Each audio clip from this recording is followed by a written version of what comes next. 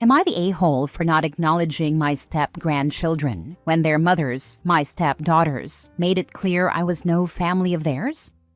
I need to know if I'm being heartless or if I'm justified.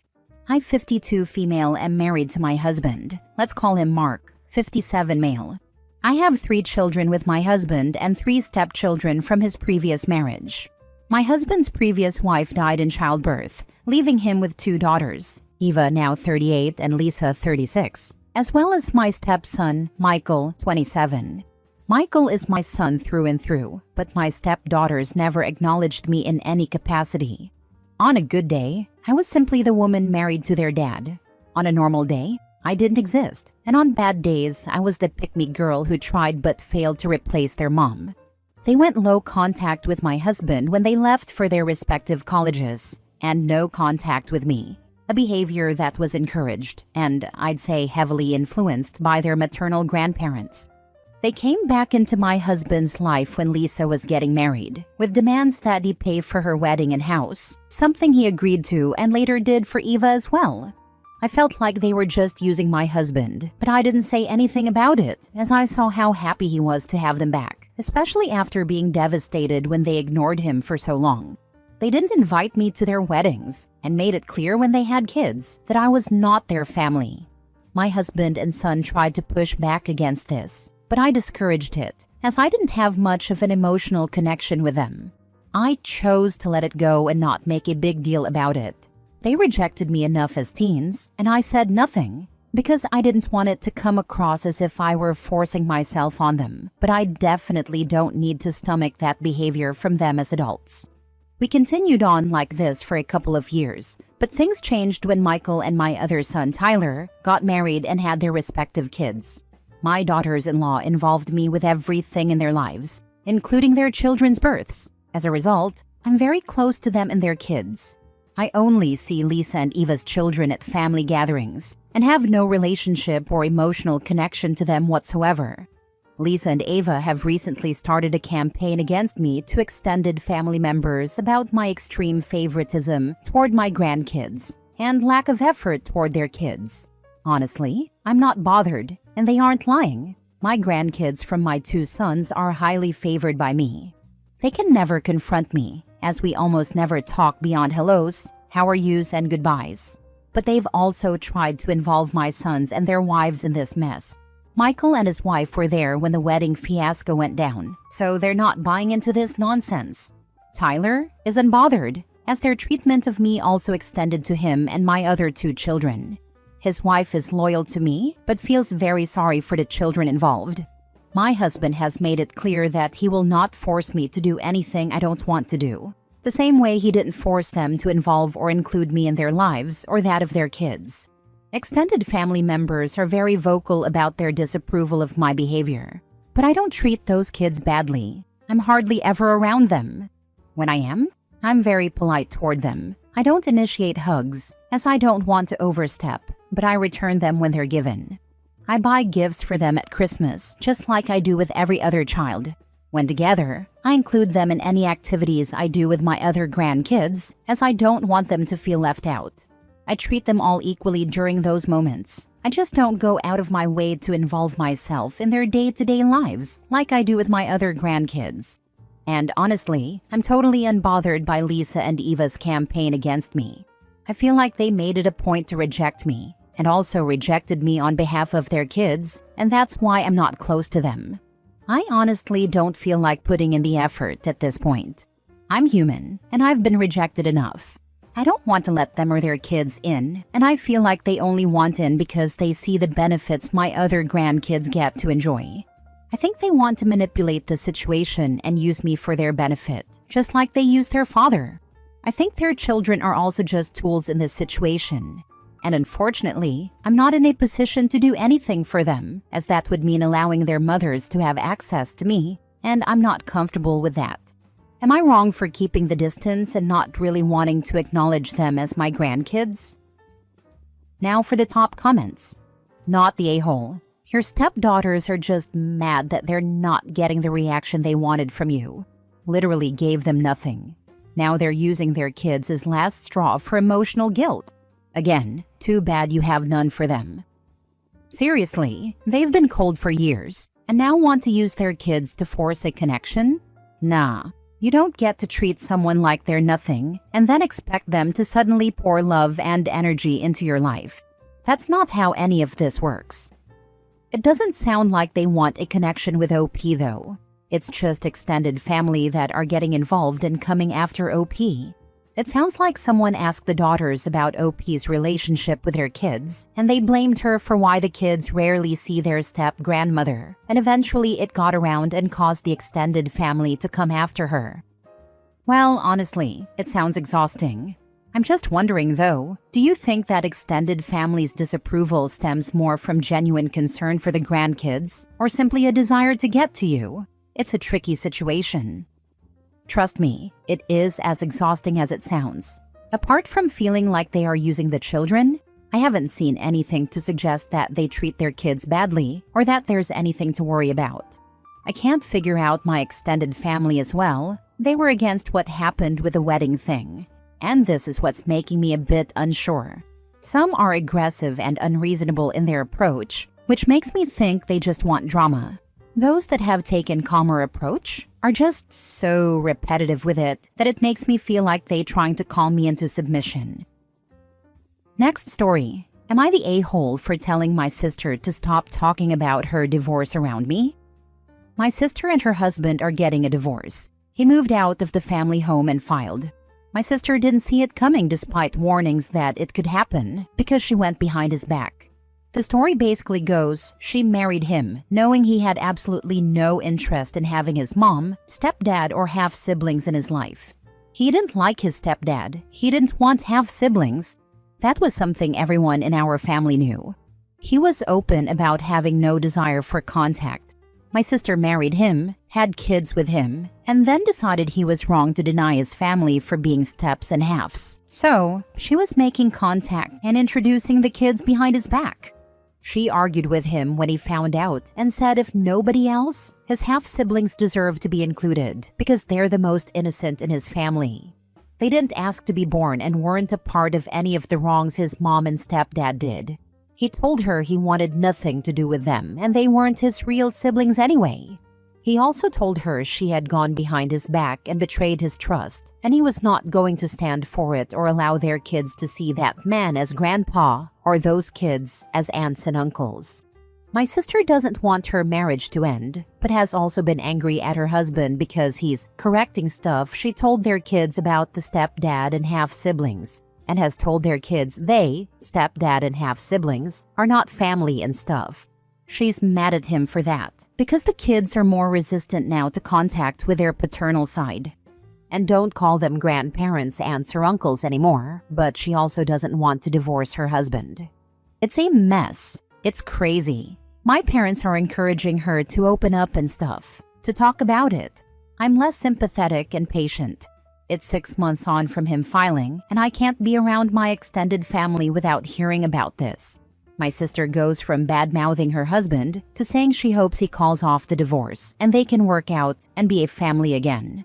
My sister also tries to talk to me just one-on-one about it. I think my reason for being so indifferent to this, annoyed about hearing it, is because she knew how he felt. She knew what his boundaries were with his family. She had a choice not to marry him. She had a choice not to go behind his back. To expect he'd be fine with it when she knew, regardless of what anyone thinks of his actions. Hers were not that smart, and should not come as a surprise, and I don't feel bad for her. I do, however, feel bad for the kids caught in the middle. When my sister tried to talk about the divorce again 2 or 3 days ago, I asked her to stop talking about it with and around me. She asked how I could be so cold, and I told her it wasn't like people didn't warn her. My parents did before they got married, because they didn't like how her husband felt about the half-siblings. And hearing about this over and over is getting so old. Am I the a-hole? As far as I'm concerned, you taking his side says that you condone his actions. She also condoned his actions by marrying and having kids with him then. No, she didn't. And she has shown that by not going along with his behavior. She did. She married him knowing he was not talking to his step family, married him knowing he wanted them to have nothing to do with future children, and she had children with him knowing that too. She went along with his behavior for years. For extra context, he didn't invite them to their wedding. She never even met them before she made contact with them herself. She had kids with someone she knew had no intention of introducing them to his family. These are things she knew and condoned for a long time before she decided she didn't agree. Not the a-hole. Putting aside her actions, which are deplorable, you don't get to decide who will be your emotional support human, especially when they are conflicted. She has a wide range of people who can console her and let her rant. You don't need to be one. You can't change the situation. If she doesn't understand why it is happening, she never will. Getting old is maybe a bit harsh, but refocusing from, I can't help you with that, but what else do you need help with? Some people are better at offering practical support than emotional. I agree with you, the poor kids. It's going to be so confusing for them. Mom says one thing, Dad says another. Mom says these are Dad's family. Dad denies them and refuses to be around them. Not to mention going from seemingly happy family to divorced family fast for them. Ugh, I hope they feel loved and supported through all this regardless. And what I still come back to is she knew. My sister's husband was clear, so this was no great shock to her.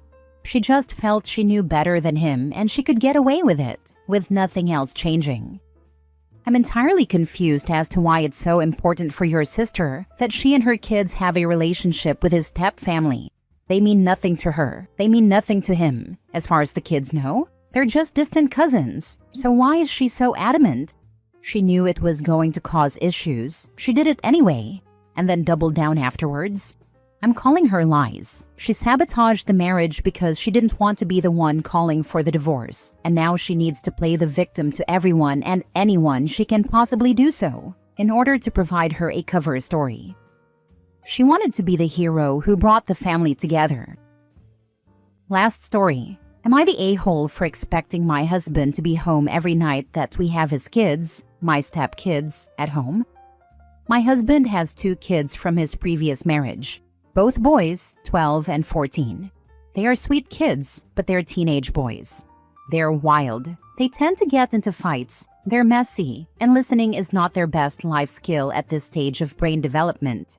I do not have biological kids of my own. I met these kids when we started dating about 4 years ago, and we've all lived together for about 2.5 years. Long story, but we moved last summer about 60 miles from our old home. The move was because the boy's bio mom got remarried to a guy who lived in a different part of the state. To avoid the kids bearing the brunt of the commute, we agreed to move. My husband still commutes to work, and I work from home full-time now. We have 50-50 custody of his kids. During the school year, we never have the kids on Monday or Tuesday nights. My husband enjoys playing in low-stakes bar poker games, so he generally does that on Mondays and Tuesdays. It's a very long drive to the venue where he plays, so he stays with friends near our old house on those nights and doesn't come home. Not my favorite arrangement, but I go out of my way to ensure he feels like he has autonomy to enjoy his hobbies, something he definitely didn't have in marriage number 1. The issue has come up with regard to our summer custody schedule, which switches to 1 week on, 1 week off from the normal school year schedule. It recently came out in conversation that he expected to still play in his poker game on Tuesday nights during the summer, and that he was fully planning on staying with friends and not coming home those nights. It has always been our understanding and agreement that he would be home any night we have the boys here. When I brought this up, he told me he didn't think it was a big deal to not be home 1 night a week, and to expect me to handle everything on those nights. I am super uncomfortable being here with them alone. They make me anxious. I hate when they fight, and I don't think it's my place as a step-parent to discipline them. If they were kids who just read books and sat in silence all night, I might feel differently. But there's always a greater than 0% chance that someone is literally throwing punches, and I have no interest in being solely in charge of that situation. I already am the default parent for laundry, school pickup, scheduling, meals, and the primary caretaker anytime during school breaks, since I work from home. I have clearly communicated to my husband how I feel about being here alone with them, so he is aware. Beyond how it impacts me, I don't think it's a great example for the kids either. It's not like my husband is on work trips. It's like, hey, Dad would rather play poker than be here with you. I just feel like part of being a parent is you have to plan your life around kid stuff. My husband already has it easier than most because of the joint custody and the fact that I am happy to sacrifice some of the few days we would have alone for the two of us so that he can pursue this hobby. So serve it to me straight. Am I the a-hole here? My husband is making me feel like I am, but I just feel like this is me making a reasonable ask and trying to set a very legitimate boundary. Now for the comments. Wow, you moved 60 miles to accommodate his custody schedule. He doesn't come home from Monday a.m. to Wednesday evening so that he can play poker with the guys, and I hope that's all that's going on. And then you two have his boys Wednesday, Thursday, and I presume every other weekend. So you guys get time alone together every other weekend, Friday night through Monday morning? Not good. Now he wants you to be the overnight sitter for his boys so that he can play poker and sleep over there. You are right to tell him that you are unhappy with this arrangement. You're right to tell him that you're unhappy with the arrangement altogether. You get 3 nights home alone with him every 2 weeks, while he spends 4 nights playing poker and sleeping there every 2 weeks. I don't know what to tell you about this. I would say that you are absolutely right to tell him that he needs to be there when his children are there, but I also think that you would be right to point out to him that he spends 4 nights every 2 weeks on poker and only 3 nights every 2 weeks home alone with you. You nailed it. That's exactly our situation. It's not working out, to be honest. I have far more self-esteem than when I first started dating this man. I have done a ton of personal development, therapy, and trauma healing over the past several years. I dearly love this man and have fought like heck to make it work, but it's becoming more and more apparent to me that he does not want to truly be a partner in a relationship. Back when this was happening to my brother and I, there was no 50-50 custody, so maybe people just view it different now. But for us, if we would go to my dad's house for a weekend and he wasn't available, we'd be wondering why the heck we were there. To hang out with our stepmom who we didn't really get along with anyway, when we could have been home instead with our stuff and our friends. Thank you. This is exactly my point to him. The kids never outright say it, but they're always kind of like, oh, so why are we here if our dad isn't? We have a fine relationship, but they don't want to hang out with me. They want to spend time with him. I bet it was one of the reasons of his divorce.